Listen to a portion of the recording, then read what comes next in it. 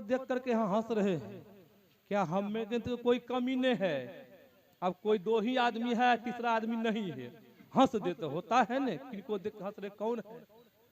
भगवान श्री कृष्ण से कहते रुक्मणी माता, मुझ में कोई कमी तो नहीं है, हंस रहे हैं आप, किनको देख करके हंस रहे प्रभु, आप बताइए। तो भगवान श्री कृष्ण कहते हैं, देवी वो देखो कुत्ता है, उनके मुंह में मच्छर घुस गया, इसीलिए मुझे हंसी आ गई। तो माता रुक्मणी कहते हैं, प्रभु कुत्ता के मुंह में मच्छर घुस गया तो हंसने की क्या बात है? घुस गया घुस गया। भगवान श्री कृष्ण ने कहा, देवी ये मच्छर कई बार ब्रह्मा रह चुका, ब्रह्म के गद्दी बैठा रहा, ब्रह्मा बना रहा, और सही अपना निजी काम नहीं सोचा, जो काम मुझसे होना चाहिए वो काम अपने संबंध में नहीं सोचा, इसीलिए आज ये मच्छर बन गया। सज्जनों जरा विचार कीजिए, हम आप मनुष्य के शरीर को पाए हैं, अपना आप के लिए जब नहीं सोच रहे हैं, तो हम आप ब्रह्मा जी मच्छर बन गए, तो हम आप क्या बनेंगे? हम आप मच्छर नहीं बनेंगे, हम आप भी 84 लाख योनि में जा सकते हैं न, कि जो अपना लिए नहीं कर्म किए, नहीं सुधारे कि। इसलिए हमारे दादा परदादा गुरु ने कहा, उस स्वर को मैं खेखार करता हूं। अभी आपने नाम के विशेषता को सुन रहे थे न, कि वर्णात्मक नाम का जप किया जाता है। क्या किया जाता है? जप किया जाता है वर्णात्मक, जो शब्द वर्णन में आवे उस शब्द का जप किया जाता है। धुनात्मक शब्द का ध्यान किया जाता है। धुनात्मक शब्द वर्णन में नहीं आता है। वह शब्द कैसे साधक सुनता? उस शब्द को सुनने के लिए कान को भी बंद करना पड़ता है, आंख को भी बंद करना पड़ता है, नाक मुंह को भी बंद करना पड़ता है, तीनों को बंद करना पड़ता है। मुंह, आंख, कान, ये तीनों बंद होता है तो वह धुन आत्मा शब्द अंदर में बहुत प्रकार का शब्द हो रहा है। सदगुरु महाराज जी ने कहा, कभी कभी साधक को अंधकार में भी शब्द मालूम पड़ता है, अंधकार में भी शब्द मालूम पड़ता है। वह शब्द क्या है? मायावादी शब्द है, वह शब्द मायावादी है। कभी कभी कई साधक को होता है, सदगुरु महाराज ने कहा, प्रकाश नहीं मिलता है, जब कहीं वह शब्द मिल गया, कभी कभी साधक को जब अनुभव हो गया सार शब्द का, तो उस साधक का अंधकार से भी अंधकार प्रकाश नहीं मिला, फिर भी उनका परम कल्याण हो जाएगा। सदगुरु महाराज जी बहुत जगह बहुत तरह से बोले हैं। शब्द जब सही शब्द पकड़ा गया साधक को, तो वह शब्द कौन सा शब्द हो रहा? शब्द में क्या होता है? गुण होता है। क्या गुण होता है? जिस तरह चंबुक में गुण होता है, चंबुक किधर खींचता है? अपने तरफ खींचता है न।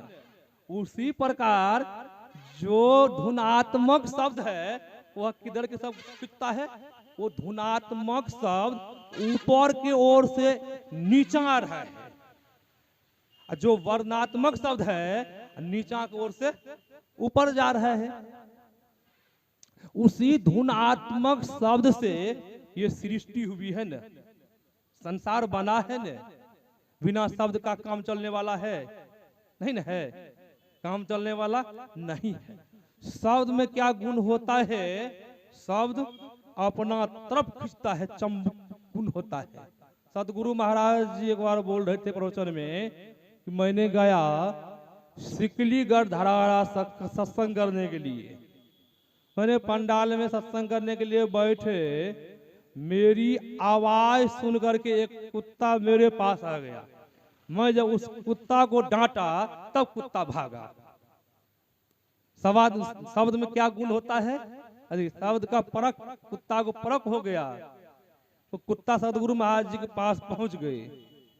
शब्द में की गुण होता है। सपेरिया लोग को देख लीजिए, शब्द में सांप को बजा लेते हैं न। ऊपर से जो शब्द आ रहा है वो ईश्वर के घर से, परमात्मा के घर से आ रहा है। वह शब्द बहुत सुरेला है, बहुत मीठा है वह शब्द। वह शब्द का अनुभव कब होता है? जब साधक प्रकाश से सार शब्द की अनुसंधान की जब क्रिया लेते हैं, जुक्ति जानते हैं, जब साधक जुक्ति जान करके जब नादानुसंधान करते हैं सही सलामत, तब उस सार शब्द का अनुभव होता है। जिनको अनुभूति हुई है, बहुत मीठा शब्द है।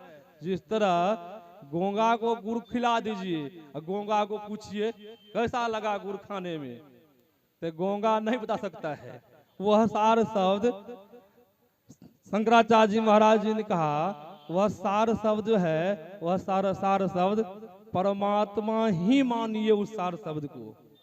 और वेद उपनिषद में वर्णन है, वो सार शब्द का वर्णन है।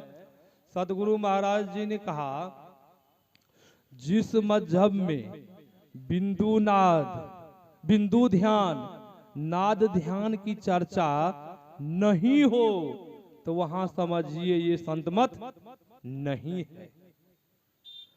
इस सार शब्द को, जो सार शब्द है परमात्मा के घर से जो शब्द वो ध्वनि आ रही है, उस ध्वनि को कहीं कहीं वेद उपनिषद पुराण में वर्णन आया है। उस ध्वनि को कहा है वह परमात्मा का दायां हाथ है। शंकराचार्य जी महाराज ने कहा उस ध्वनि को परमात्मा ही मानो। शंकराचार्य जी महाराज कहा। और सदगुरु महाराज जी ने कहा, वेद पुराण में बहुत पुराण, आप मार्कंडेय पुराण पढ़ के देखिए, विष्णु पुराण पढ़ के देखिए, शिव पुराण देखिए, बहुत ऐसे पुराण है, बहुत चर्चा है शब्द की। वह धुनात्मा शब्द जो है वह परमात्मा का दायां हाथ है, और जो बिंदु है वह बिंदु परमात्मा का बायां हाथ है।